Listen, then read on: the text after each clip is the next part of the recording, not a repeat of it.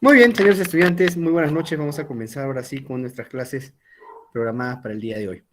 La semana que pasó hablamos respecto a qué era el derecho, qué era la teoría del derecho, cuáles son los fines del derecho y cuáles son los valores que se procuran a través del derecho. Quedamos en que los fines son fundamentalmente dos, eh, la paz social y el otro fin es el orden social. Y en cuanto a los valores que procura el derecho, hablamos sobre la justicia, la libertad, la igualdad, el bien común y la seguridad jurídica. El día de hoy vamos a conversar respecto a la naturaleza del derecho. Existen diversas teorías respecto a de dónde surge el derecho, cuál es la naturaleza del derecho. Las dos teorías más antiguas y con mayor número de adeptos es el justnaturalismo y el justpositivismo. Ustedes seguramente han escuchado esos términos, el justnaturalismo y el justpositivismo, positivismo jurídico. Son las dos teorías sobre la naturaleza del derecho que tienen mayor data en la historia, son las más antiguas, tienen mayor número de adeptos, pero no son las únicas, porque también existen otras teorías como por ejemplo la de la Escuela Sociológica del Derecho, o de la Escuela Histórica del Derecho, la Escuela Geológica del Geológica del Derecho, y entre otras, y abordando las más recientes como por ejemplo la Escuela Tridimensional de Derecho. Pues el día de hoy vamos a desarrollar estas escuelas del derecho y vamos a ver cómo es que a través de la historia se concibe la naturaleza del derecho. La teoría más antigua es la del justnaturalismo. El justnaturalismo deriva de jus, que es derecho, y natura, que es naturaleza. Según el justnaturalismo, es la existencia del derecho de un conjunto de derechos universales cuyo origen reside en la propia naturaleza del ser humano por el simple hecho de serlo. Es decir, que de manera general podemos afirmar que para los justnaturalistas el derecho se encuentra en la naturaleza del ser humano por la sola condición de serlo. Por la sola condición de ser seres humanos, tenemos ya nosotros al derecho dentro.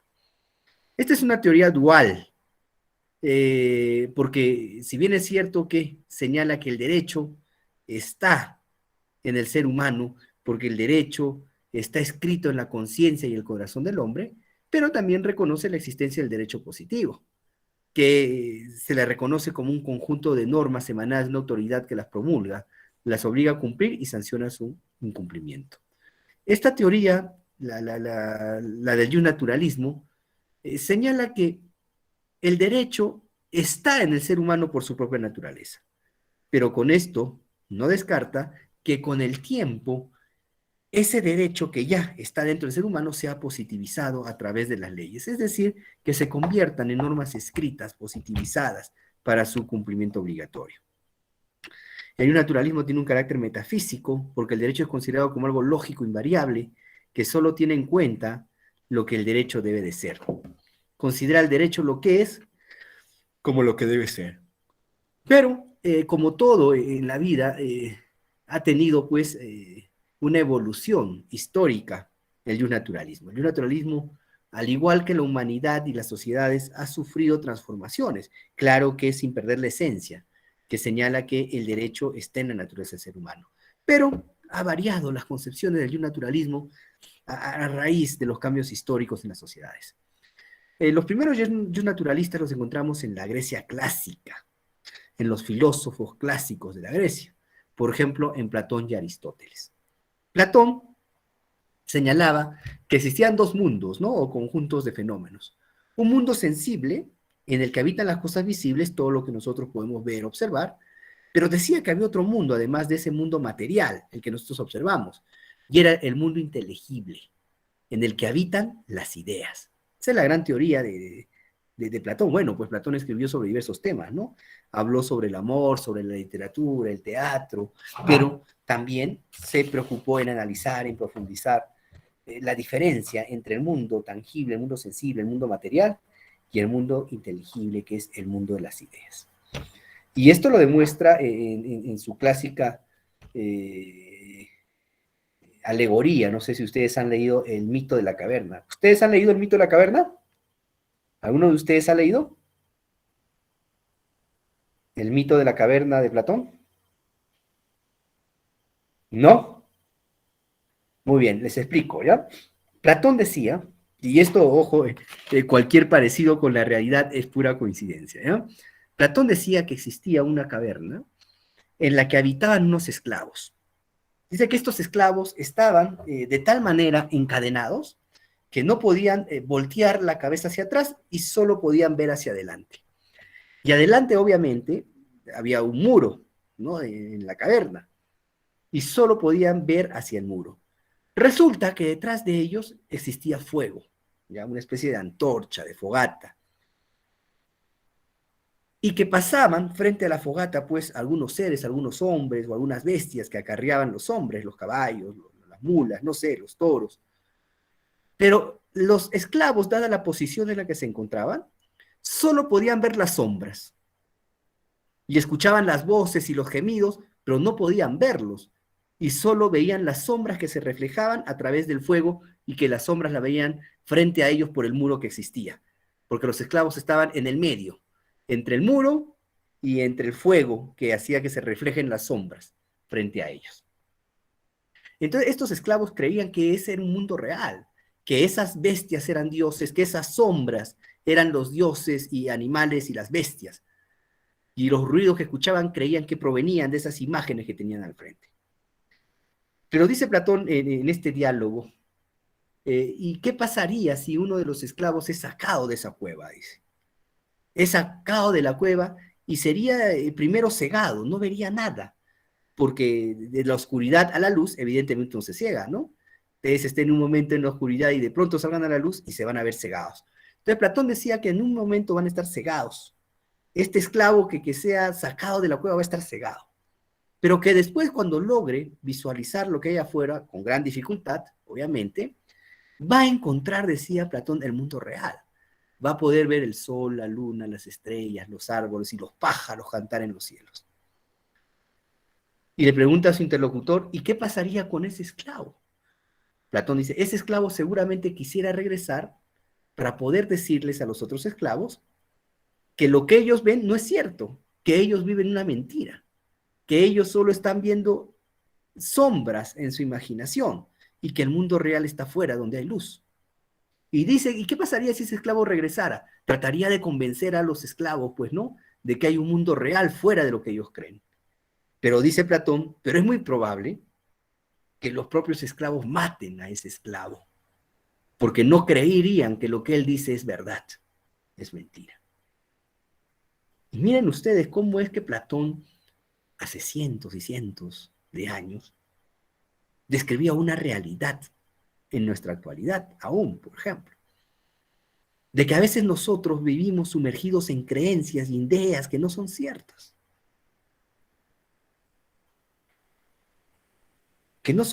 vivimos sumidos en la oscuridad y solo creemos lo que creemos ver, lo que suponemos ver.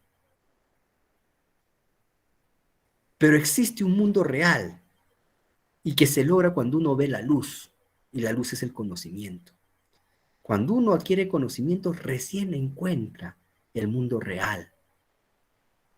Aún en nuestra realidad ocurre eso. Hay gente que cree cosas que no son ciertas y que viven enfrascadas en una mentira. Y les cuesta trabajo ver la luz, abrir el conocimiento y ver la realidad. Es más, a quien ven la realidad probablemente lo llamen loco, que esté equivocado, porque como son la gran mayoría los que están inmersos en la oscuridad, tienen la razón. Entonces miren ustedes, este simbolismo de Platón grafica muy bien cómo es la ignorancia, ese mundo de la oscuridad, y solo creemos lo que aparece en las sombras que no es real. Pero cuando tomamos conocimientos, conocemos la realidad a través de la luz, que es el conocimiento. Pero Platón explicaba con esta teoría, más allá de la ignorancia, ¿no? Y la importancia del conocimiento, es su teoría. Esta teoría de que habían dos mundos.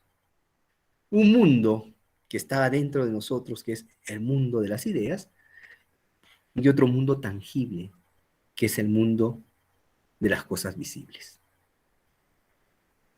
Pero Platón señalaba además, en esta teoría de que existían dos mundos, que en el mundo de las ideas, la teoría de las ideas, se encontraba el honor, la belleza, la igualdad, la justicia y la verdad. que existen con independencia, decía Platón, del mundo físico, de la mente humana, del espacio y del tiempo. Entonces Platón, al señalar que en el mundo de las ideas está la igualdad, la justicia y la verdad, fue uno de los pioneros de lo que es el justnaturalismo, que el derecho está dentro de la naturaleza urbana, está en la naturaleza humana, en este caso en el mundo de las ideas, porque nos habla de los valores del derecho, la igualdad, la justicia, la verdad. Luego, Platón tiene un discípulo, ¿no? Aristóteles, así como Platón fue discípulo de Sócrates. Y Aristóteles también tenía ideas justnaturalistas en lo que correspondía al derecho y a las leyes. Aristóteles señala que existe una justicia distributiva, igualdad geométrica, y se aplica para distribuir honores y castigos a cada sujeto según su mérito de mérito. Este concepto de justicia de Platón continúa vigente en nuestros tiempos. Si yo preguntase, es más, preguntamos la semana que pasó, ¿qué entienden por justicia? Muchos me dijeron que la justicia, doctor, es dar a cada quien lo que le corresponde. Dar a cada quien lo que le corresponde. Honores si se portan bien y castigos si se portan mal. Méritos o deméritos. Pues ese concepto de justicia que nosotros manejamos, que concordamos que es el más adecuado, no es un invento reciente, no es una noción reciente lo que es justicia, sino que Aristóteles ya la había concebido como la justicia distributiva. Aristóteles agregaba que la ley es la razón desprovista de la pasión. El gobierno debe estar fundado en la ley. La ley se orientaba hacia el interés del bienestar general y no en el interés del individuo o clase social, y dejaba de tener como único soporte la fuerza. Nuevamente nos sorprende estos filósofos, ¿no? Hace cientos de años ya definían que el interés general, el bien general, está por encima del interés individual o de las clases sociales. Pero no son los únicos filósofos en Grecia. Grecia ha producido pues gente extraordinaria. Así es que luego aparece una escuela, el estoicismo, ¿verdad?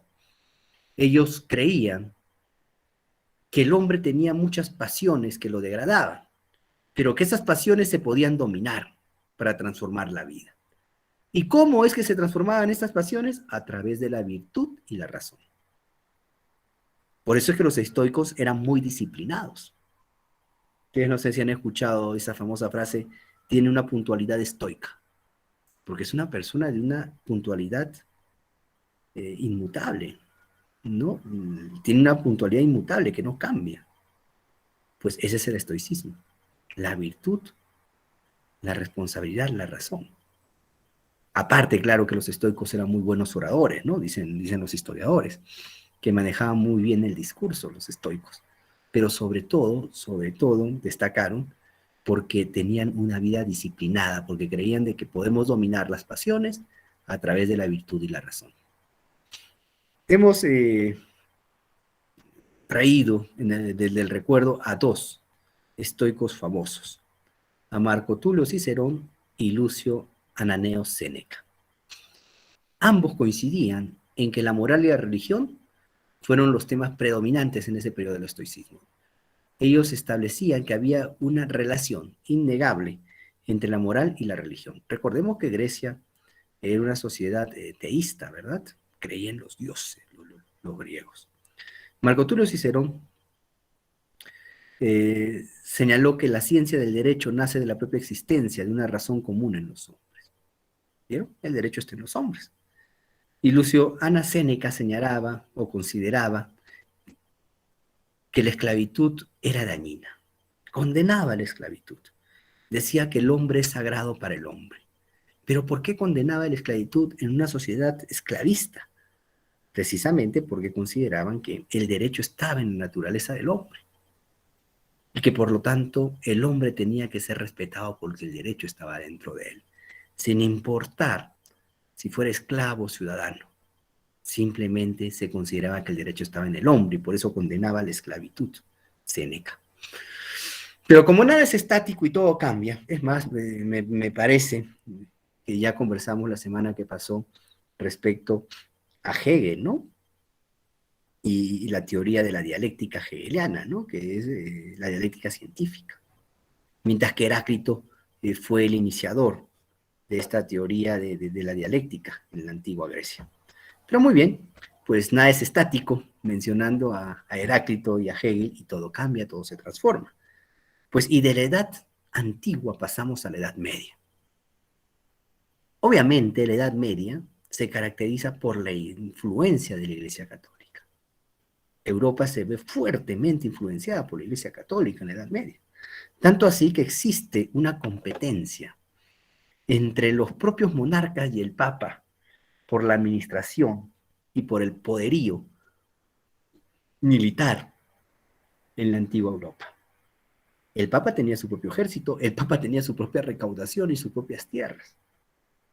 Y esto molestaba y mortificaba a los monarcas. Por eso es de que se hacían los conflictos y los monarcas combatieron en algún momento la estructura de la iglesia.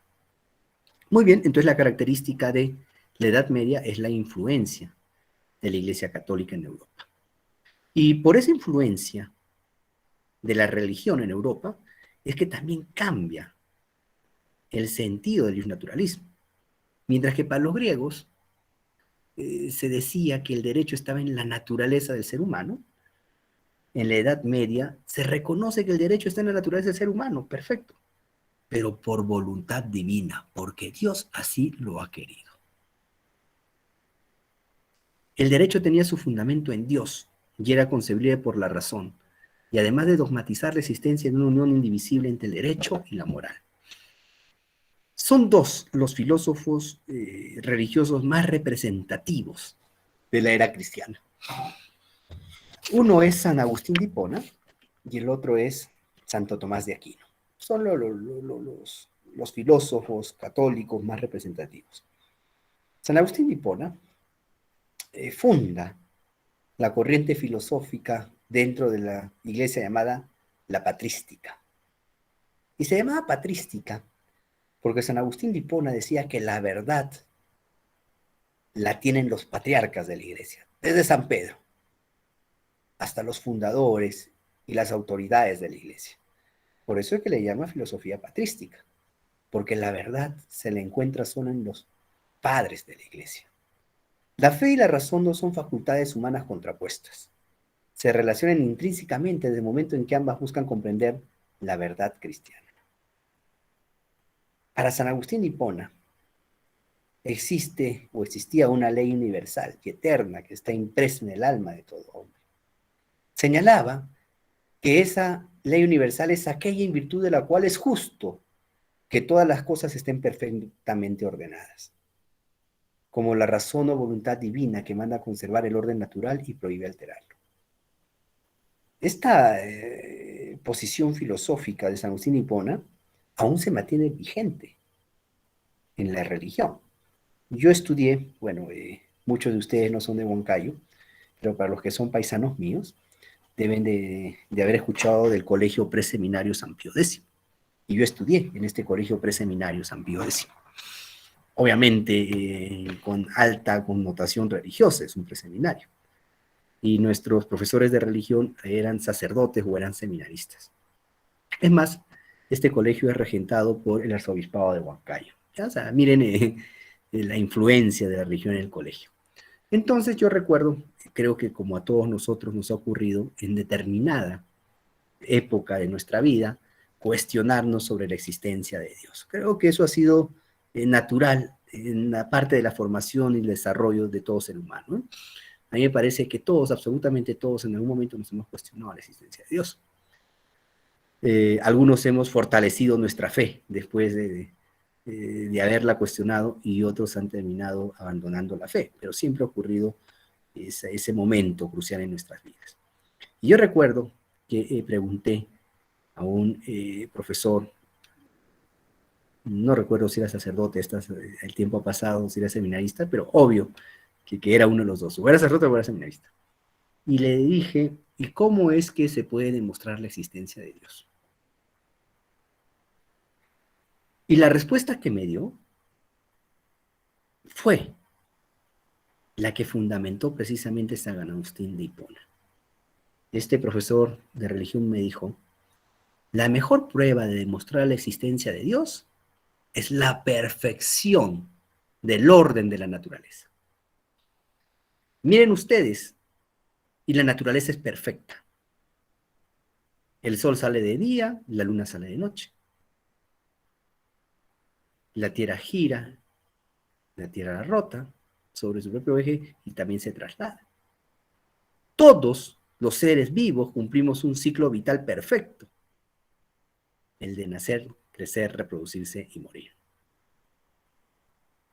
Esa es la mejor muestra de la existencia de Dios, porque solo, decía el profesor, una mente perfecta puede crear un mundo tan perfecto y ordenado. Miren, esa respuesta que aún sostiene, ¿no? Yo estoy convencido que si preguntan a un sacerdote, probablemente les dé esa respuesta. Pues esa fue la influencia de San Agustín de Hipona dentro de la religión y la trascendencia.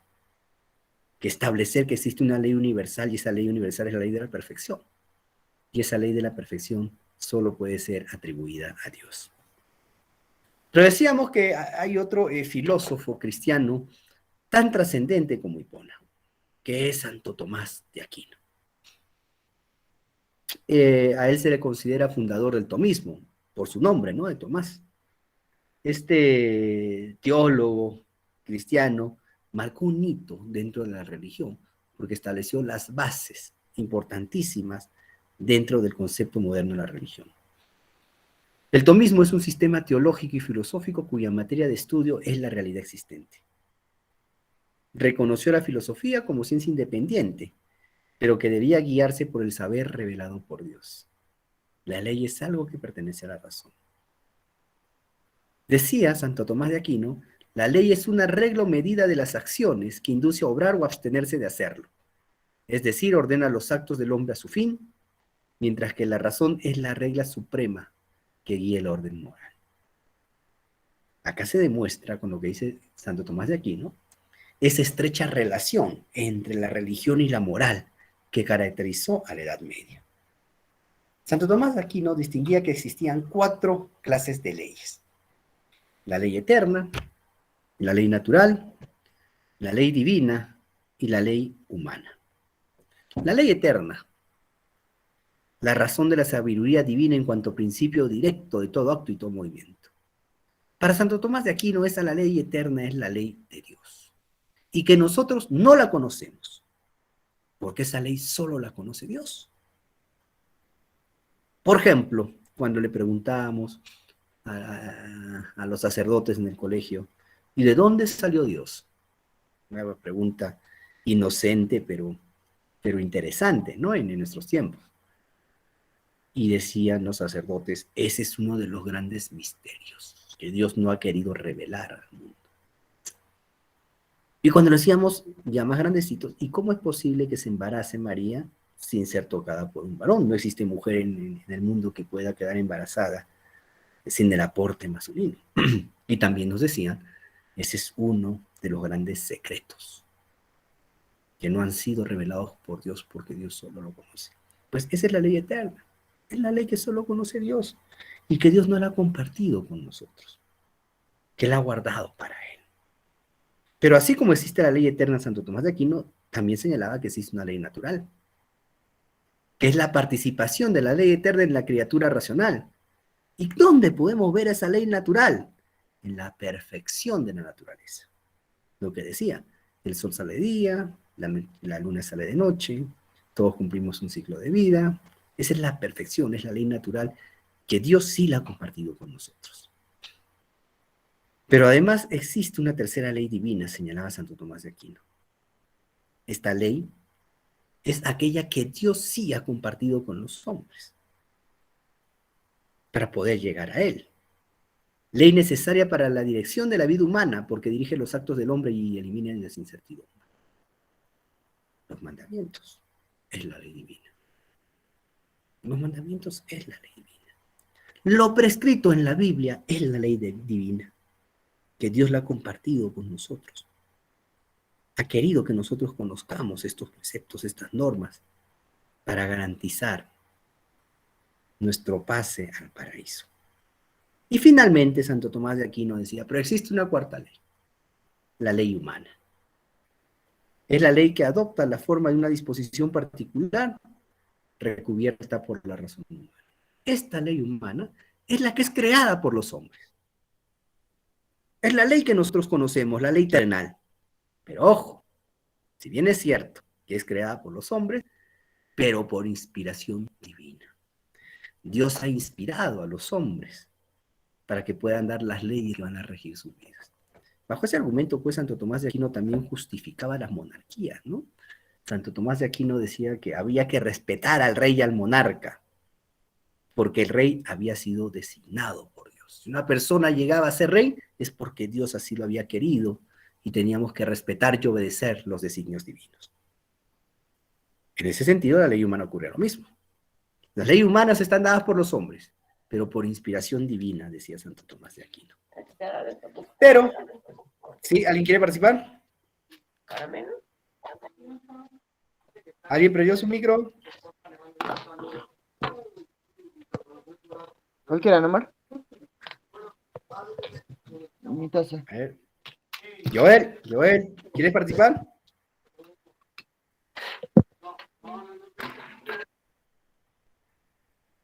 Ah, ya. Prendió por error el micro. Creí que quería participar. Un segundo, voy a apagar el celular. Un segundo, por favor.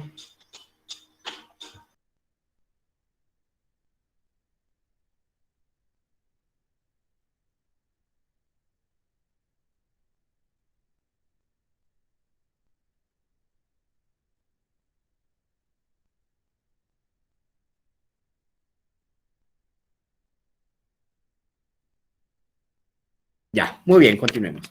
Pero decía que, nuevamente, recurriendo a la dialéctica, señalamos que nada es estático y que todo cambia.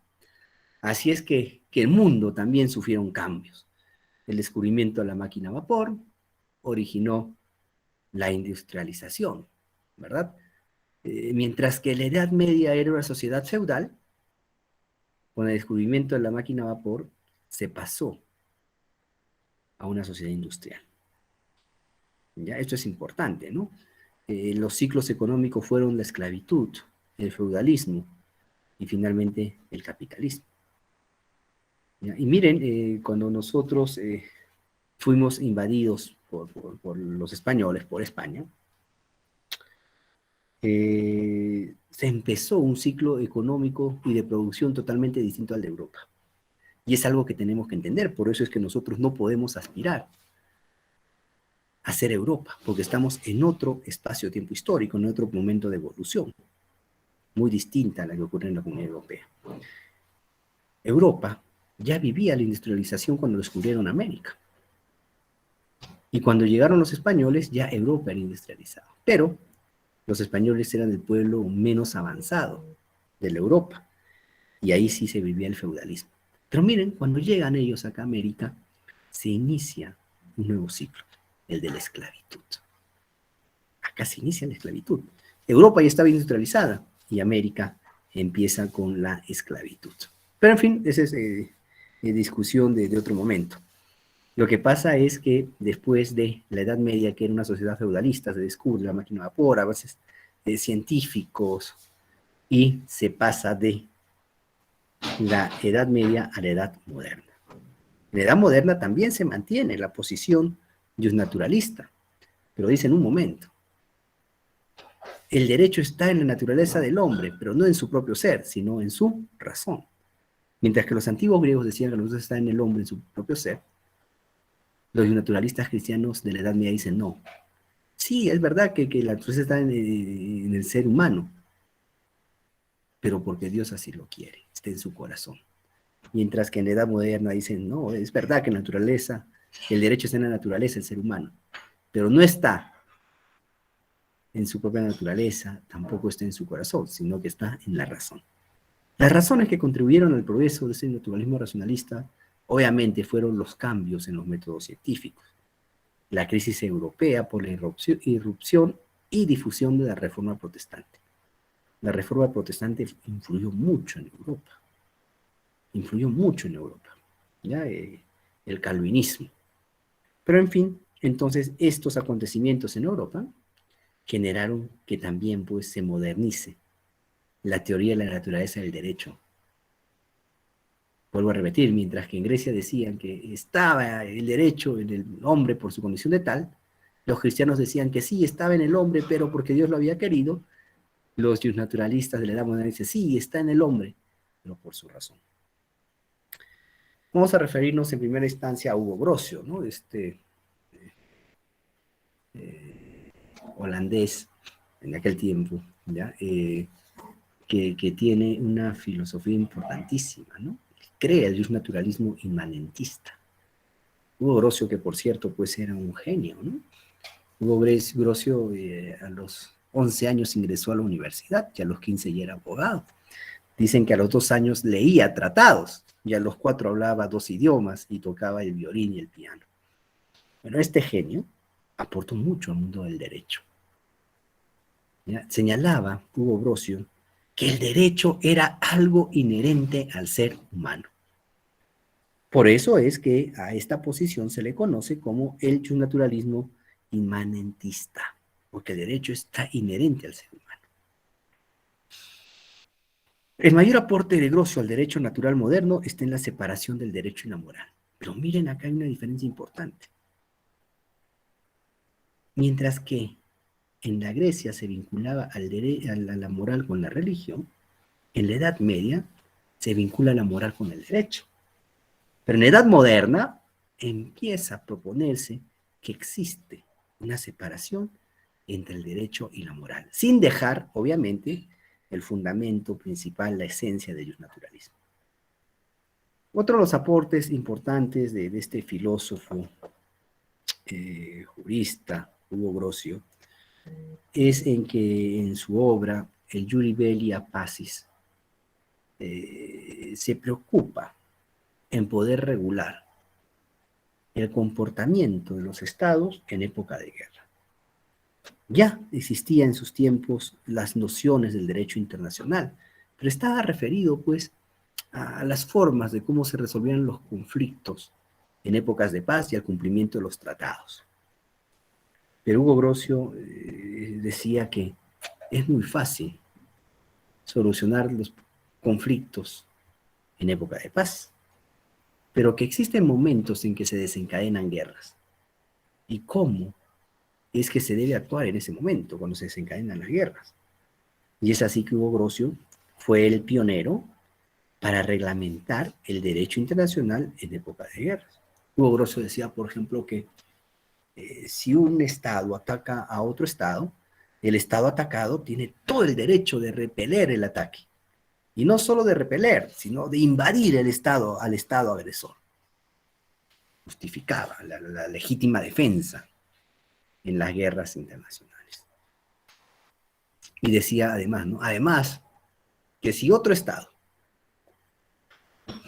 ayuda directa o indirectamente al Estado agresor, el Estado agredido no solo tiene el derecho de repeler el ataque al Estado agresor, sino también tiene el derecho de atacar a los otros Estados que apoyaron esa agresión. Por eso es que se señala que Hugo Grocio ya fue uno de los pioneros, ¿ya?, para lo que hoy conocemos como el Pacto de Ginebra. Este pacto que regula el comportamiento de los estados en época de guerra, ¿no? Este pacto que dice, por ejemplo, que los prisioneros deben de ser tratados humanitariamente. Este pacto que señala que se debe respetar la vida del rendido. Si el enemigo se rinde, no se puede atentar contra su vida. Se debe respetar la vida del rendido. Este pacto, el Pacto de Ginebra, señala, por ejemplo, que los objetivos tienen que ser militares y no civiles. Que en una guerra se tiene que procurar el menor impacto en los civiles.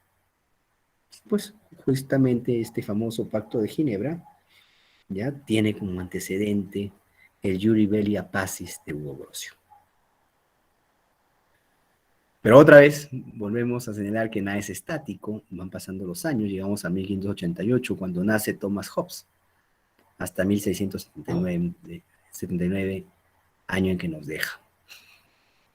Hobbes señala que existía un pacto o acuerdo social como elemento constitutivo más importante en la vida en sociedad. Señalaba Hobbes que existía una etapa, ¿ya?, en que los hombres vivían en un estado de naturaleza, un estado en el que se imponía la ley del más fuerte, un estado en que predominaba el conflicto. Y este estado de naturaleza iba condenando a la desaparición del hombre. Así es que llega un momento en que el hombre se da cuenta que si siguen en esa actitud de constante conflicto, podrían desaparecer. Así es que logran ponerse de acuerdo. Ponerse de acuerdo para poder establecer la convivencia en la sociedad, la vida en sociedad, y es así como surge ese pacto o acuerdo social. Ustedes habrán escuchado hablar a Bermejo, a Guido Bellido, o al propio presidente Castillo hablar, es necesario un nuevo pacto social, cuando hablan de una nueva constitución. Pues el pacto social, como decía Hobbes, era esa especie de contrato entre los miembros de la sociedad para regular su convivencia. Hobbes en realidad no tenía mucha fe en el hombre, ¿eh? ¿Ya? Hobbes decía que el ser humano es un ser egoísta por naturaleza. Eso decía Hobbes. Hobbes no tenía mucha fe en el ser humano. Es más, Hobbes criticaba al sum politicón. Aristóteles decía, un momento, el hombre, Aristóteles decía, pues, ¿no?, que el hombre nace político y que el hombre nace político y tiene que aprender a convivir en la sociedad porque está en sus genes, porque el hombre tiene la voluntad de vivir bien en relación con los otros miembros de la sociedad. Y Hobbes decía, oye, usted está loco, ¿no? No, no lo decía personalmente porque eran muchos cientos de años después, pero Hobbes decía, Aristóteles está loco. El hombre no es bueno y el hombre no nace aprendiendo, no nace sabiendo vivir en sociedad. No es cierto, él es un politicón, decía Hobbes, sino que el hombre es un ser egoísta por naturaleza y se ve obligado a aprender a vivir en sociedad porque sabe que si no va camino a su destrucción. Esa era la posición de Thomas Hobbes. Thomas Hobbes decía que en el estado de la naturaleza existían tres causas primordiales de discordia entre los miembros de la sociedad. Primero, la competencia. Que los hombres compiten entre sí. Y al momento de competir, no les importa dañar al otro por lograr su propio beneficio. Una vez que el hombre logra su objetivo, desconfía de los demás, decía, porque tiene que desconfiar para mantener lo que ha logrado, para defender lo que ha logrado. Y finalmente, cuando el hombre logra lo que ha tenido, siente un placer desmedido, se siente en la gloria. Y para mantenerse en esa sensación, también sigue atacando y agrediendo a los demás. Ese era el estado de naturaleza. Por eso Hobbes decía, vuelvo a repetir, que el hombre era egoísta, que el hombre es egoísta por naturaleza. Pero, Hobbes dice, llega un momento en que se dan cuenta que de ese estado de naturaleza no iban a sobrevivir. Así es que se ponen de acuerdo para establecer reglas de convivencia. Y lo primero que se dan cuenta es que se tienen que esforzar por alcanzar la paz. Y para alcanzar la paz, cada uno tiene que renunciar a un derecho y entregárselo a un poder mucho más grande, el Estado. Y finalmente, para que se cumpla este pacto, los hombres tienen que tener palabra de cumplimiento de lo que han celebrado. El tránsito del estado de la naturaleza a la sociedad civil mediante el contrato social tiene dos fases. La renuncia de cada hombre a su poder y la transferencia de ese poder a un soberano.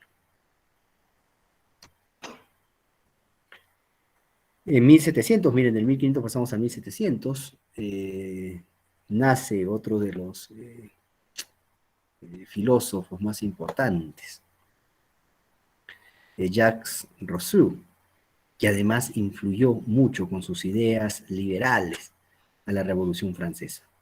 Se llamó la época de la Iluminación, ¿no? La época en que estuvieron, pues, Rousseau, Dalton, Robespierre y otros grandes filósofos franceses que motivaron la Revolución Francesa con estas ideas libertarias.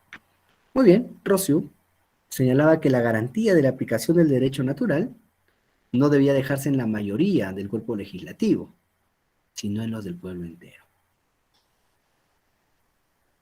Hallar una forma, decía Rousseau, de asociación que defienda y proteja a la persona y los bienes de cada asociado, con todas las fuerzas de la comunidad, y por la cual cada uno, uniéndose a todos, no obedezca sino a sí mismo y quede por lo tanto en la misma libertad de antes. La solución a este problema es el contrato social.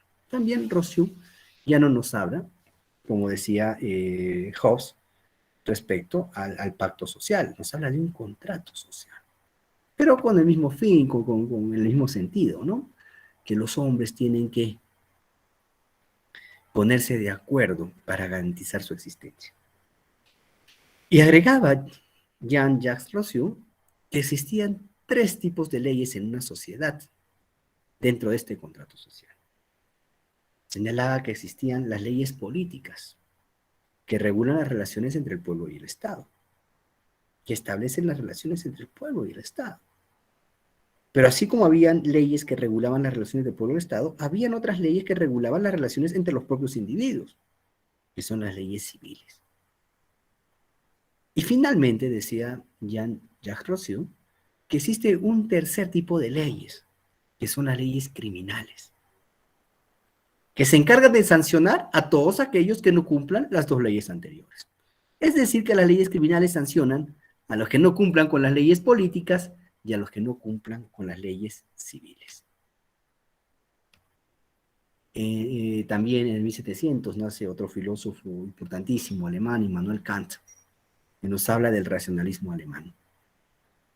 Immanuel Kant fue creador del criticismo, sistema con el que pretendió establecer los límites, validez y posibilidades del conocimiento mediante el ejercicio de someter a crítica los resultados de la propia actividad mental y de cualquier experiencia humana. Kant postulaba que toda idea, toda concepción tiene que ser sometida a la crítica para alcanzar la verdad.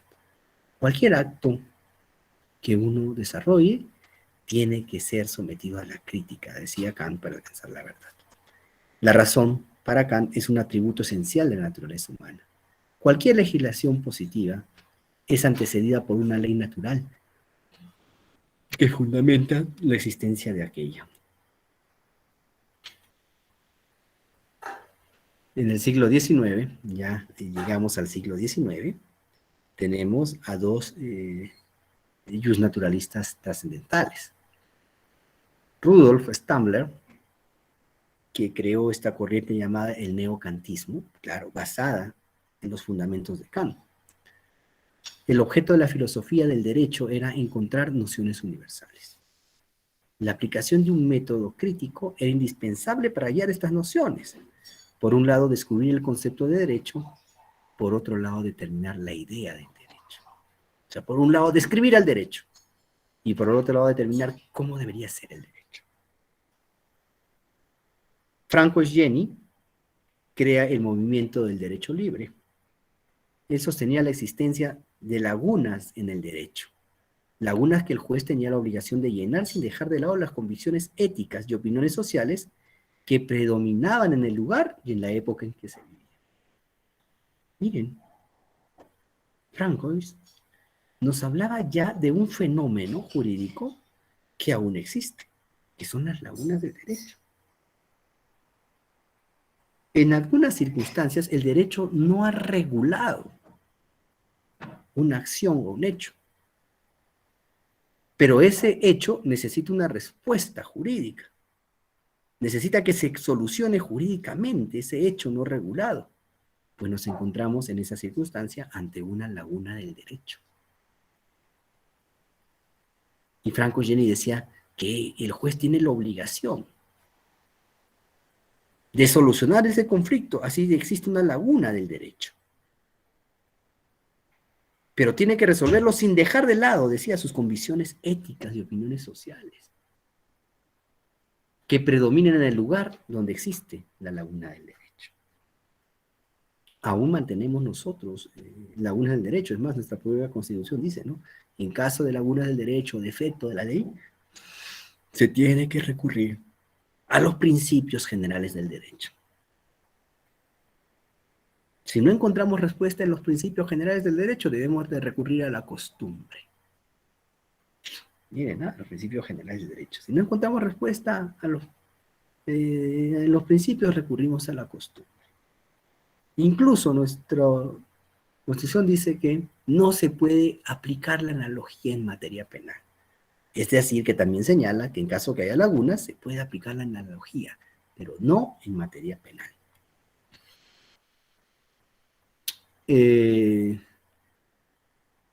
Uno de los más grandes defensores del naturalismo, uno de los más grandes representantes del naturalismo en el siglo pasado, fue Ronald Dworkin, un americano, Ronald Dworkin, que vivió de 1971 a 2013. Dworkin señalaba que los derechos del individuo en contra del Estado existen fuera de la ley positiva y preceden al interés de la mayoría. Considera que ante los tribunales se presentan ciertos casos en los que hay un grado más elevado de lo normal de incertidumbre respecto al resultado, debido a que no hay una norma persistente que rija la situación pertinente.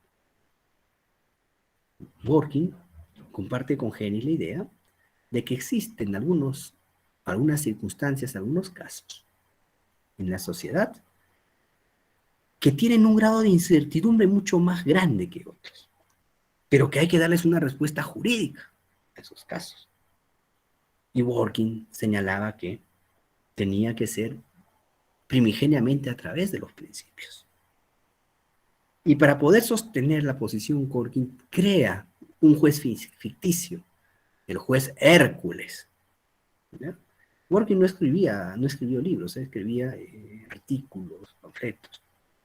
Entonces Dworkin señala de que hay un juez que para poder resolver esos casos que ameritan mayor dificultad porque existe más incertidumbre, se necesita de un juez que esté preparado y capacitado para ello. Y es el juez Hércules. Y decía que era el juez Hércules porque es el juez que todo lo puede, que todo lo sabe. Así es que cuando existe una laguna en el derecho, Ronald Dworkin decía que primero hay que recurrir a los principios, pero si no encontramos la respuesta en los principios, tenemos que recurrir a los conocimientos vastos que tiene el juez. Y para eso el juez tiene que saber de política, economía, sociología, antropología, historia. Un juez que lo conozca de todo, que sepa todo. Pero sobre todo, que aplique el derecho de acuerdo a la realidad de donde se encuentra. Luego tenemos el naturalismo de John Michel Fines, la reelaboración. El derecho natural es considerado por Fines como un conjunto de principios mediante los cuales la razón práctica dirige la vida humana y social hacia la más plena realización de ciertos valores autoevidentes que conforman un bien común. Señalaba John Michel Fines que el derecho tenía un conjunto de principios básicos que identifican las formas básicas de la plenitud humana como bienes que han de ser perseguidos y realizados. Que existe un conjunto de exigencias metodológicas de la razonabilidad práctica que permiten diferenciar entre actos razonables y no razonables, y finalmente un conjunto de criterios morales generales. Muy bien, esta es de manera muy sucinta qué es el justnaturalismo y cómo es que evolucionó desde la edad antigua hasta la edad moderna. Antes de hablar sobre el positivismo, solo dos preguntas. A ver, ¿quién nos responde? La primera pregunta, ¿qué entendieron por justnaturalismo? Y la segunda pregunta, ¿qué diferencia al justnaturalismo de la Edad Media, al de la Edad Antigua y al de la Edad Moderna? Vamos a ver si han estado atentos, queridos estudiantes, o he estado hablando al vacío. A ver, ¿quién quiere responder?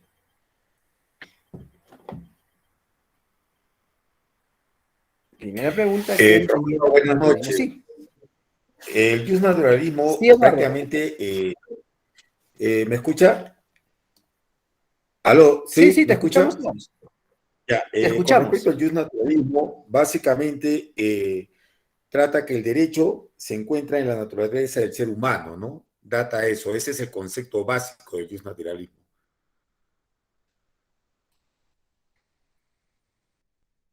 Muy bien, Eduardo, perfecto. Ahora, a la segunda pregunta, queridos estudiantes. ¿En qué se diferencia la noción del justnaturalismo en la edad antigua, en la edad media y en la edad moderna? Después de todo el recorrido que hemos hecho.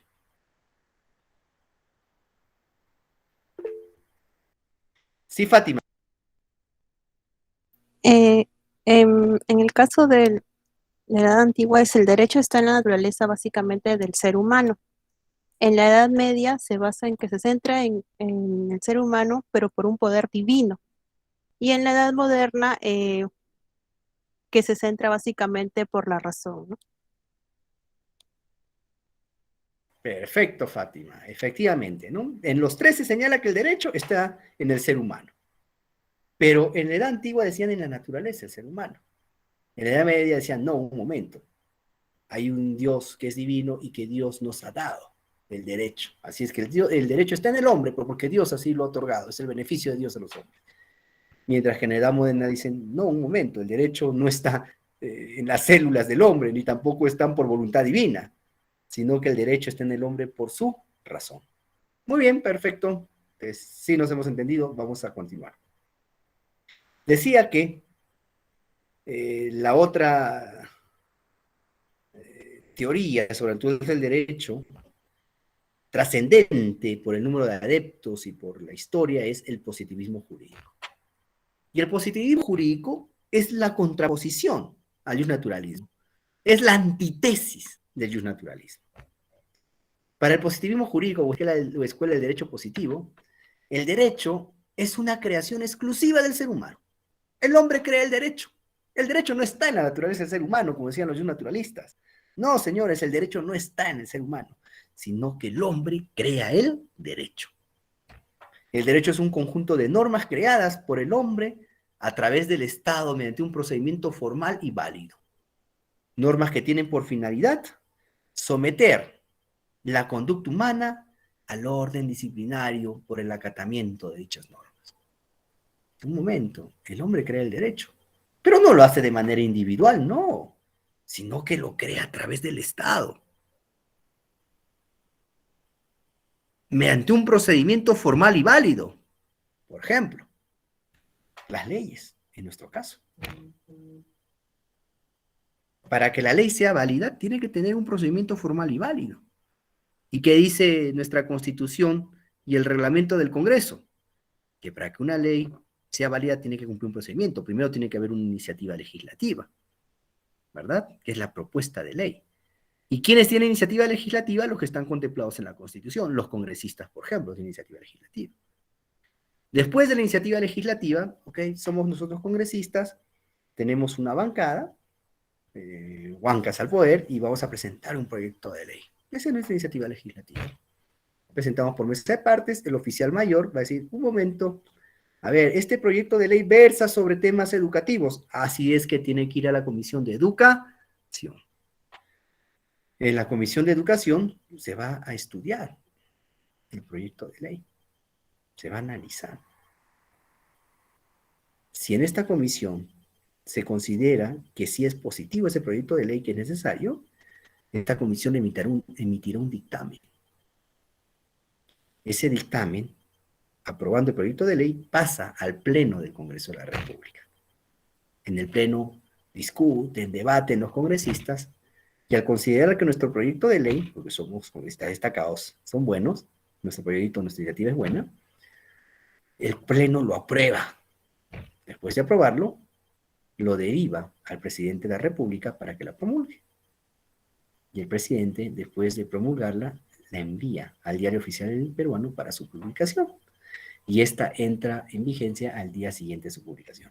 Es decir, que el ítem legislativo podemos resumir en iniciativa legislativa, estudio en comisión, debate en el Pleno, aprobación y finalmente promulgación y publicación. Es así como se crea una ley. Haciendo un paréntesis, queridos estudiantes, la etapa más importante, creo yo, en elaboración de la ley es el estudio en comisión. Ya, por eso, que se salte este paso del estudio en comisión es peligrosísimo para la aprobación de una ley. Nuestra Constitución dice que tiene que estudiarse en comisión, pero el reglamento del Congreso establece una salvedad. Dice, se puede obviar el estudio en comisión si es que así lo acuerda el Consejo Directivo. ¿Quiénes conforman el Consejo Directivo del Congreso? La mesa directiva más los voceros de la bancada, de cada bancada. ¿Ya? Y digo porque es el espacio más trascendente en la elaboración de la ley. Nosotros podemos formular una iniciativa legislativa como congresistas. Por ejemplo, ahora he visto que se está presentando un proyecto de ley para la devolución, ¿no? Otra vez de las AFPs, ya. Devolución de los aportantes a la AFP. Esa es nuestra iniciativa. Nosotros creemos que debe devolverse el dinero a los de la AFP. A todos los aportantes se debe dar el dinero. Su 100%. Ya las AFP ladronas se están quedando con el dinero de la gente. Presentamos el proyecto, nuestra iniciativa legislativa, y este va a la comisión. Y en la comisión digo que es la etapa más importante. Porque en la comisión es donde se estudia ese proyecto de ley. Lo que dice el congresista Jorge Solís puede ser una iniciativa buena, pero vamos a ver la factibilidad de esa iniciativa. Y por eso en la comisión van a decir, muy bien, vamos a ver este proyecto de ley para la devolución de las AFPs, pues invitemos al ministro de Economía y Finanzas para que explique. Invitemos al representante o al presidente de la Asociación de AFPs del Perú. Invitemos a un representante de la Asociación de Pensionistas del Perú, para que nos digan cuál es su opinión respecto a este proyecto de ley. Va el presidente de las AFPs, el presidente de la Asociación de Pensionistas, el ministro, y dice, no, que está bien, oh, sí, está mal. Y la comisión evalúa, estudia ahí. Y luego de recibir las opiniones, de analizar, de estudiar en la comisión del proyecto, emite el dictamen y dice, sí, efectivamente, después de haber estudiado, es posible esta ley, es factible la ley. Así es que se la pasan al Pleno, para que el Pleno la apruebe. En el Pleno se puede modificar, obviamente, pero es como si fuera la comisión, la cocina, donde le ponen la sal, le echan la cebollita, el tomate, el aderezo, ya, cebolla, tomate, pimienta, le echamos la carne, la doramos, le echamos el agua y sazonamos, y una vez que está listo el menú, se sirve al Pleno del Congreso para que el Pleno del Congreso lo pruebe. El menú diga, sí, está bien, lo aprobamos, o no, le falta un poquito de sal, hay que cambiar más sal. Miren, la comisión es trascendental. Por eso era una barbaridad que el Congreso transitorio, el Congreso complementario, perdón, apruebe casi todas sus leyes, obviando el estudio en comisiones. Eso era terrible. Si en la comisión es donde realmente se estudia el proyecto de ley, ¿cómo van a aprobar leyes sin que pase por comisión? Eso no puede ser posible.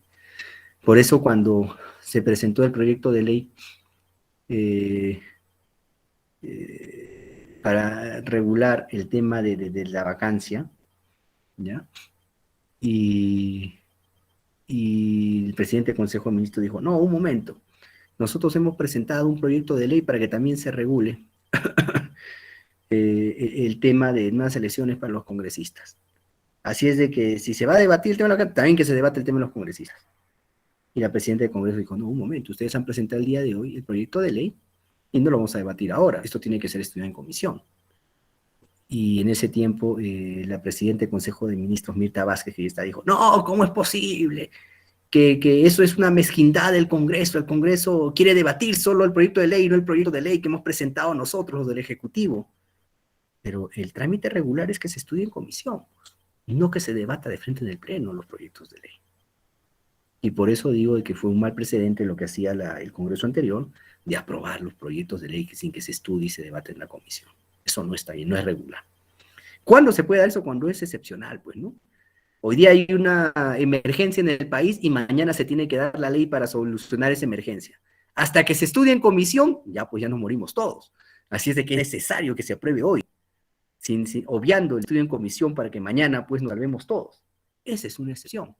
Pero no puede ser una práctica recurrente que todos los proyectos de ley pasen de frente al Pleno sin estudiar en comisión. Eso es una mala práctica que daña, ¿no? Que daña la propia ley, ¿no? La veracidad, la idoneidad de la ley. Pero en fin, es un tema aparte. Vuelvo a repetir que para la escuela jurídica del positivismo o la escuela de derecho positivo, la ley es creada o el derecho es creado por el hombre, y lo hace a través del Estado con un procedimiento formal y válido. ¿Cuáles son las características del positivismo? Es lo contrario del naturalismo, obviamente, ¿verdad? Mientras que en el naturalismo tiene valor el orden solo lo que es justo, porque está relacionado a los valores, la norma no es válida si no es justa. Para el positivismo jurídico solo es justo lo que es ordenado. No importa si la norma es justa o no es justa. Si la norma está dada, tiene que cumplirse, por lo tanto es válida. Si cumple con el procedimiento formal y de validez, de formalidad y de validez, no importa si la ley es justa o no. Si está aprobada de manera formal con el procedimiento, es válida. Y si es válida, entra en vigencia. De manera general, propone la separación conceptual entre la moral y el derecho, y los jueces deben interpretar y aplicar finalmente las normas positivas. Jeremy Bentham fue un defensor del positivismo. Ojo, el positivismo es mucho más reciente, ¿no?, que el naturalismo. La corriente imperante, pues, en la Edad Media y en la Edad Antigua era el naturalismo. En cambio, el positivismo es una corriente nueva, ¿ya? Jeremy Bentham señala que el fin de toda actividad moral y de toda organización social debía ser la mayor felicidad posible para el mayor número de personas. A esto se le llama el utilitarismo, o la teoría de Bentham, ¿no? Bentham decía que el rol de las leyes es producir felicidad. Y si producen felicidad, las leyes son buenas, pero si no producen felicidad, las leyes son malas. Ese es el famoso utilitarismo. Considera la utilidad como el principio y norma de toda acción. Fue precursor de la teoría imperativista del derecho. La ley es un mandato impuesto por un determinado superior común a quien la mayoría de una sociedad obedece, debido a que la hecha ley está respaldada por una sanción. Bentham tiene también algunas peculiaridades, aparte de ser otro genio, que también ya era abogado a los 16 años, es que, y aparte de crear el panóptico, ¿no?, este tipo de modelo de cárcel, en la que los presos eran observados sin que observen al observador, unos puntos ciegos en las cárceles, que dio buenos resultados porque permitía un mejor control en las cárceles, ¿ya? Pero aparte de ello, Bentham, pues, se sentía muy identificado, ¿no?, con la University School of Londres. Se sentía muy identificado con esta universidad porque había sido miembro del Consejo de Facultad, del Consejo Universitario, perdón. Y antes de que muera, él pidió que quería seguir participando, aún a pesar de después de su muerte, de las sesiones del Consejo Universitario. Y se concedió su deseo. Actualmente, en el salón del Consejo Universitario, está el cuerpo momificado de Jeremy Bentham. Así es que su deseo se cumplió y sigue participando en las asambleas universitarias de la University School of Londres. Luego tenemos a John Austin, ¿no? Él rechaza la tradicional relación entre validez de una ley y un contenido moral. Ya dijimos, el divorcio entre la ley y la moral. Una ley es válida por su mera existencia y no porque haga referencia a alguna ley o código moral superior. La soberanía tiene determinadas características, decía Austin. El superior común debe ser determinado, la sociedad debe tener un hábito de obediencia y el poder soberano se puede delimitar mediante el derecho. En el siglo XX tenemos a Hans Kelsen, que es muy conocido en el mundo del derecho, ¿verdad?, porque le dio un carácter rigurosamente científico al derecho. En su teoría pura del derecho, Kelsen hacía un análisis científico del derecho y señalaba que el derecho debe ser analizado desprovisto de cualquier elemento de la ciencia de la naturaleza y también de cualquier tipo de ideología política. Decía que el derecho tiene que ser estudiado, analizado desde el propio derecho, y que no había que contaminarlo con cuestiones sociológicas, políticas, económicas, culturales, ni nada. El derecho se estudia desde el derecho. Para Kelsen, el derecho aparece como un orden coactivo, como un sistema de normas que prescriben o permiten actos coactivos bajo la forma de sanciones socialmente organizadas. La validez de una norma jurídica depende a su vez de la validez de otra norma jurídica, formando todas las series una especie de jerarquía normativa, lo que nosotros conocemos comúnmente como la famosa pirámide de Kelsen, que vamos a estudiarla también en nuestro curso.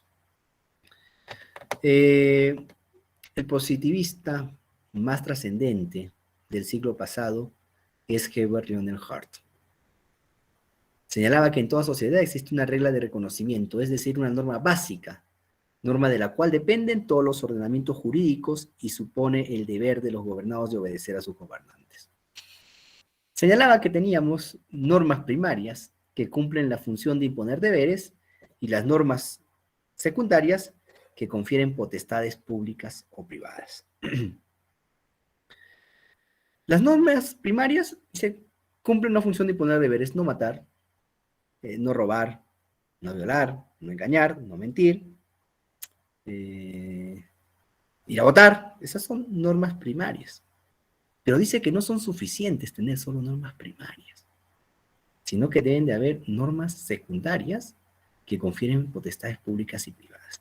¿Cuáles son los defectos, decía Hart, de tener solo normas primarias en una sociedad? Primero, la falta de certeza. Las normas primarias no proveen órganos ni procedimientos concretos para certificar su existencia. Segundo, el carácter estático de las normas. Estas se producen y se sustituyen mediante un proceso lento y difuso. Y finalmente, la ineficiencia de las normas. Difusa presión social ejercida para hacerlas cumplir por falta de un órgano autorizado. ¿Cómo es que se solucionan esos defectos? A través de las normas secundarias. ¿Y cuáles son las normas secundarias? Aquellas que establecen reglas de reconocimiento. Normas que permiten a cualquiera identificar cuáles son aquellas normas que pertenecen a un determinado sistema jurídico. Por ejemplo, nuestra Constitución señala que en caso de conflicto entre una norma constitucional y una norma legal, el juez prefiere la norma constitucional. En caso de conflicto de una norma legal y otra menor jerarquía, el juez prefiere la norma legal y así sucesivamente. Hay una regla de reconocimiento, está estableciendo cuál es la jerarquía normativa.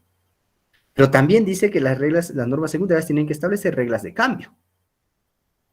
¿Cuál es el procedimiento para modificar las leyes ya existentes? Y finalmente, las reglas de adjudicación. Normas que permitan a cualquier individuo saber si se ha violado o no una norma primaria. Entonces, Hart-Lionen nos habla de dos normas, normas primarias y normas secundarias.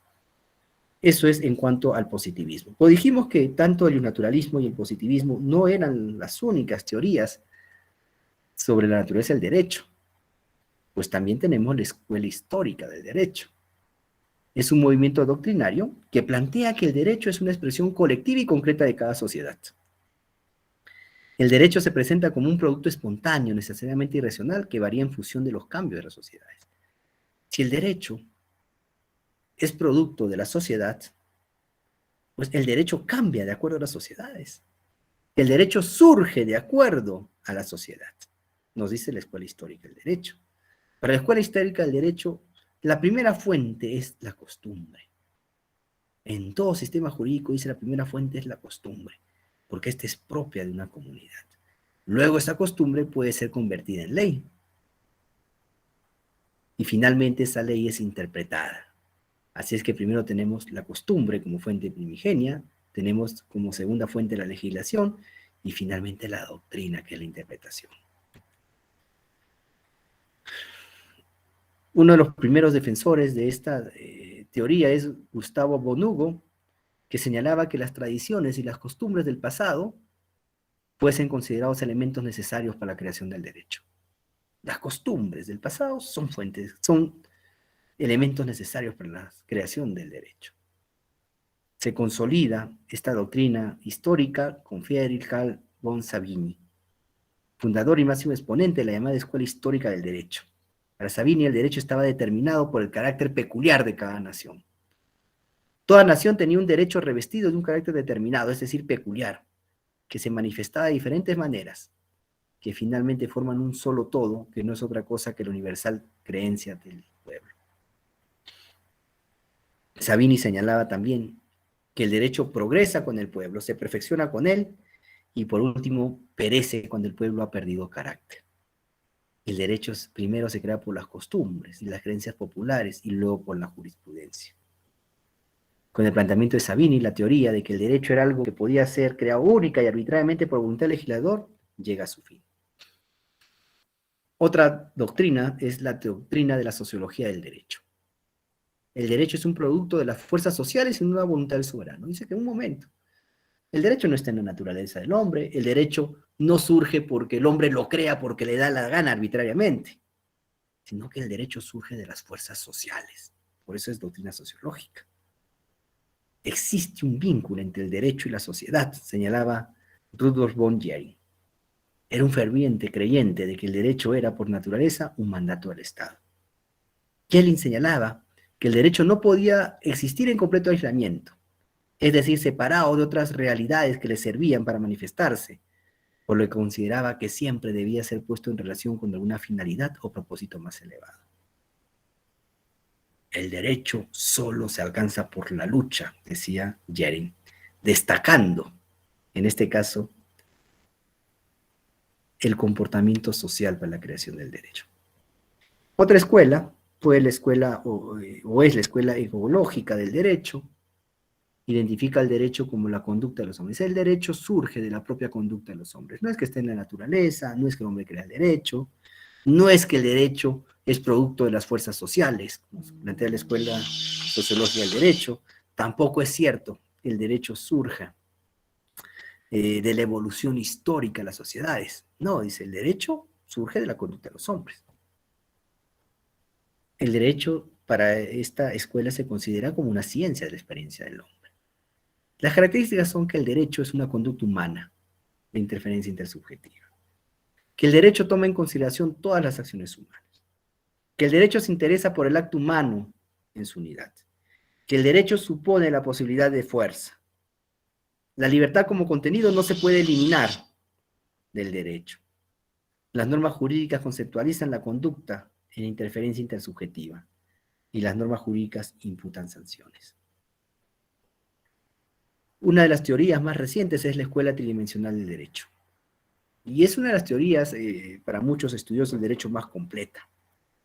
¿Ya? Se opone a la concepción normativista del derecho al afirmar que éste no solo irradia una realidad conformada por normas, sino también por la conducta humana, los valores y las normas jurídicas.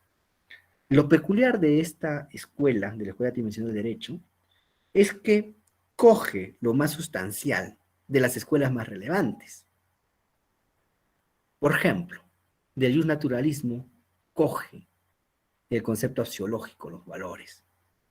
Del positivismo coge la normatividad, y mientras que de la sociología y de la escuela histórica coge el hecho. El derecho tiene una realidad tridimensional, señala esta escuela. Es portador de valores, justnaturalismo, como norma, como precepto dictado de acuerdo con los requisitos que impone la Constitución, positivismo, y como hecho social, es decir, como un encarnador de las costumbres sociales más relevantes de escuela histórica. Para esta corriente, existe derecho cuando copulan estos tres elementos. Cuando copula el hecho, el valor y la norma. Solo si hay hecho, valor y norma, estamos hablando de derecho, decían los defensores de la escuela tridimensional del derecho. El primer defensor fue Giorgio del Bello, que señalaba que existía una realidad interdependiente de la subjetividad, reducida a la experiencia jurídica y de la cual se forman los conceptos y principios. Nosotros tenemos a un ilustre compatriota que ya falleció hace un par de años, Carlos Fernández Cesareo, este ilustre jurista peruano del Callao, fue un defensor de esta teoría. Decía que el derecho es una interacción dinámica de tres dimensiones: la existencial sociológica, la axiológica y la normativa. El objeto de estudio de nuestra disciplina se constituye, como está dicho, por interacción entre la vida humana social, valores y normas jurídicas. Si bien ninguno de estos tres elementos es por sí solo el objeto de conocimiento y estudio del derecho, ninguno de ellos puede estar ausente cuando nos referimos a lo jurídico. El portugués Miguel Reale, o brasileño, no portugués, Miguel Reale, señala que estas tres dimensiones también existen en el mundo del derecho. El derecho es a la vez hecho, valor y norma. En Estados Unidos surge una corriente que es el realismo jurídico. Para el realismo jurídico, que es una doctrina filosófica que identifica al derecho con la eficacia normativa, con la fuerza estatal o con la probabilidad asociada a las decisiones judiciales. El derecho no está formado por enunciados de contenido ideal acerca de lo que es obligatorio, sino por reglas realmente observadas para la sociedad impuestas por la autoridad. Uno de los más grandes representantes es Oliver Wendell Holmes Jr., que crea un movimiento realista. Entendía por derecho las profecías acerca de lo que los tribunales harán en concreto, ni nada más ni nada menos. Es decir que para esta teoría, ya para esta corriente del realismo, dice que el derecho se crea a través de los tribunales. En conclusión, el derecho está en los tribunales porque los tribunales emiten jurisprudencias. Claro, esto es la concepción, pues, del derecho angloamericano, ¿no? Para los juristas del realismo, las reglas jurídicas tienen una influencia relativamente pequeña sobre las decisiones de los jueces y el derecho es un cuerpo de decisiones más que un cuerpo de normas. Finalmente, algo que es muy común en los últimos tiempos es el escepticismo jurídico, que es la falta de confianza en la legislación, en las leyes, en las normas. En nuestro país se ha vuelto muy común, ¿no? Esa desconfianza en los ciudadanos frente a nuestro aparato judicial. El escepticismo surge a raíz de la transgresión y quebranto de la confianza de aquellos que conforman la ciudadanía, y de que deja ver los conflictos de intereses que se demarcan a partir de las arbitrariedades en la toma de decisiones, desvergonzadas e insolentes, motivadas por dádivas y contraprestaciones por parte de quienes se encuentran investidos para hacer cumplir las mismas. Entonces, en conclusión, el escepticismo es la falta de confianza en el sistema jurídico, en los operadores de justicia, en el propio derecho. Muy bien, queridos estudiantes, ¿alguna pregunta para poder finalizar? O algún comentario, ¿no? No solo pregunta, de repente alguien quiere hacer un comentario.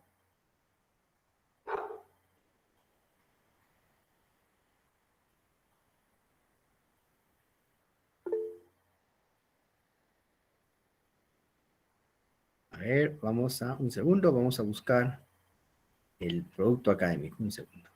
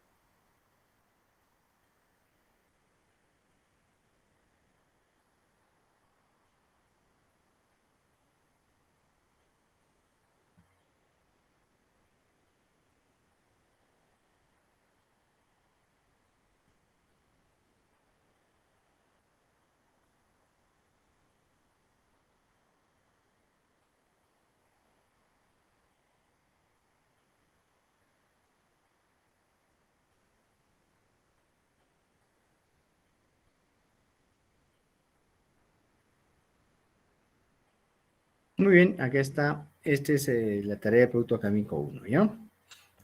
Dice, enunciado, a partir de un análisis de reflexión personal, elabora la siguiente actividad. Redacta un informe en el que realices un análisis comparativo sobre las similitudes y diferencias de los tipos de conceptos de derecho. Plantea un ejemplo de cada concepto. De las teorías estudiadas sobre la naturaleza del derecho, el naturalismo, positivismo, escuela histórica, etcétera, etcétera, ¿con cuál de ellas se identifica y fundamente su respuesta?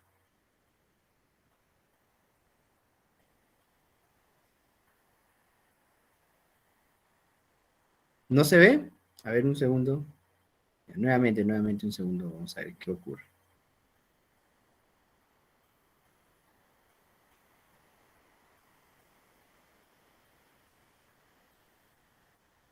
¿Ahora sí logran ver o no? Sí, ahora sí. Ahora sí, profesor. Ok. Decía que el enunciado es, primero, redactar un informe en el que realices un análisis comparativo sobre A, similitudes y diferencias de los tipos de conceptos de derecho. Plantea un ejemplo de cada concepto.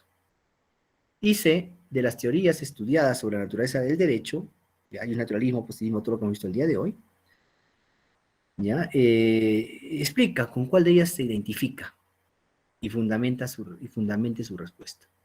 Es decir, que ustedes en la primera parte van a establecer ¿Qué tipos de conceptos de derecho contienen? Derecho como justicia, derecho como castigo, no sé. Hemos hablado sobre ello en la primera clase y van a establecer un ejemplo de ello. Por ejemplo, el derecho como justicia, decía, recuerdo el ejemplo que puse, no es justo no hay derecho a que el profesor me jale, que se está refiriendo a un término de derecho como justicia. Oiga, yo he estudiado, así como si he estudiado, no es justo que me jale. ¿Vieron? A eso se refiere con los tipos de conceptos de derecho, cuáles son sus similitudes y cuáles son sus diferencias. Y además van a tener que plantear un ejemplo de ello. Y la pregunta C, creo que no hay nada que discutir, ¿no? De todas las teorías que hemos hablado el día de hoy, ¿con cuál de ellas ustedes se identifican? Y van a tener que fundamentar su respuesta. Se acompaña la rúbrica de evaluación en la segunda hoja, donde están los criterios que el docente va a utilizar para poder calificar su PA. ¿Ya? Ahí, así que revisen, ustedes que están comenzando esta modalidad, es importante, sí, ahorita les doy el uso de la palabra, es importante que los estudiantes que siempre revisen la rúbrica de evaluación, porque en la rúbrica de evaluación están los criterios que va a utilizar el docente para calificarlo. Es decir, no sé por qué el docente me calificó con tanto. Bueno, pues te puse esa nota de acuerdo a lo que está establecido en los criterios de la rúbrica de evaluación. Por ejemplo, ojo, acá se les pide use y cite fuentes de información. Y se le dice, refiere y cita adecuadamente dos fuentes académicas para sustentar sus ideas, según los parámetros establecidos en el documento. En APA. Le están pidiendo en APA con toda claridad. Así es que van a tener que citar mediante APA. ¿Ya? Tienen que cumplir con lo que está en la consigna. Si no, no se les va a calificar pues como ustedes deberían, creen que deberían ser calificados. Muy bien, sí, Freddy. Te escuchamos. Hola, profesor, buenas noches. Sí, Sí, ¿cómo estás? Buenas noches. profesor, una consulta con respecto al foro formativo 1, no figura en mi plataforma del curso. ¿Cuál es tu RRC? A ver,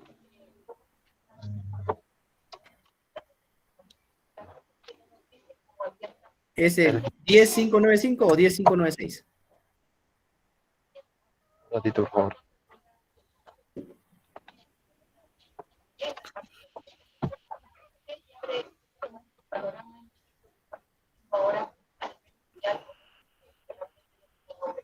Estamos viendo y tengo un reclamo.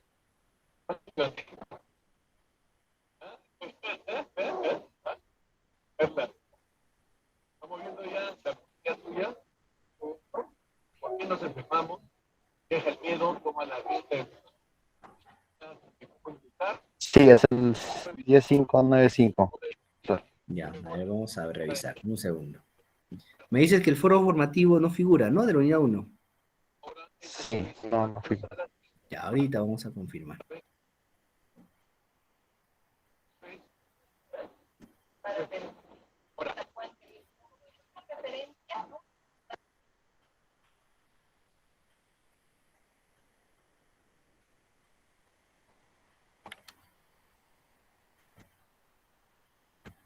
¿Podrías confirmar si ahora sí se ve, por favor? Está bien, profesor, va a actualizar la página. A ver, por favor, confírmame, ¿ya?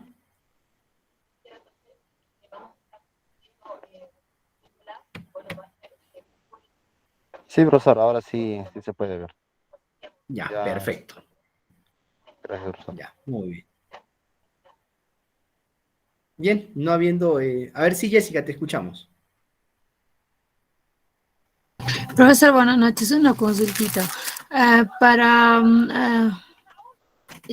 presentarle el PA1, ¿es necesario que tengamos que hacer carátula o no? Como dice ahí, 2 páginas como máximo, centrarnos solamente en responder las preguntas.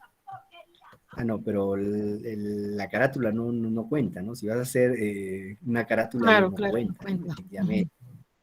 Ajá. Eso no cuenta como 2 hojas, ¿no? Una hoja de carátula y otra de argumento, no No es muy razonable, ¿ya? No, me refería si son 2 hojas de contenido y la carátula que no se Claro, el conforma contenido con son 2 impresión. hojas. El Ya. contenido son Bien. 2 hojas. Ajá, Ya, gracias. de nada. Muy bien, sí, Araceli, te escuchamos. Profesor, solo una consulta, aparte de los tipos de concepto de derecho que habló, por casualidad también